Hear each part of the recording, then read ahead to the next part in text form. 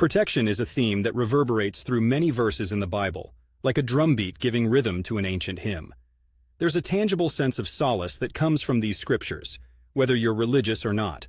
Psalm 91, 1, 2. He who dwells in the shelter of the Most High will rest in the shadow of the Almighty. I will say of the Lord, He is my refuge and my fortress, my God, in whom I trust.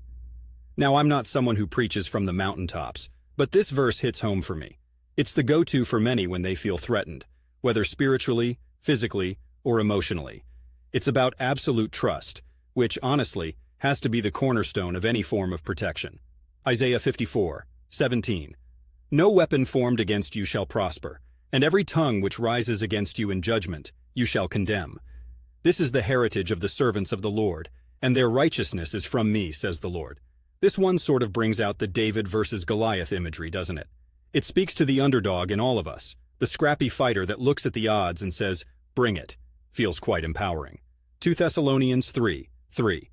But the Lord is faithful, and He will strengthen you and protect you from the evil one. This is especially profound because it's not just about a promise of protection. It's about the strengthening to face the unseen adversaries in life, a reminder that you're not in the ring alone, so to speak. Proverbs 18:10. The name of the Lord is a fortified tower. The righteous run to it and are safe. Poetry aside, there's a palpable sense of security here. It echoes the ancient tradition of fleeing to a stronghold in times of danger, which we've all felt the need for at some point, a safe place when everything's falling apart around us. And for those of us who've walked the drifting rains of Portland, there is this sense that the nature surrounding us, the Columbia River Gorge, the broad expanse of the Pacific, sometimes reflects these verses. We often look outward when seeking protection, but these verses point deeply inward to a spiritual anchor. There's a plethora of verses that people find comforting, like they've sort of built their own spiritual panic room, stocked with these scriptures.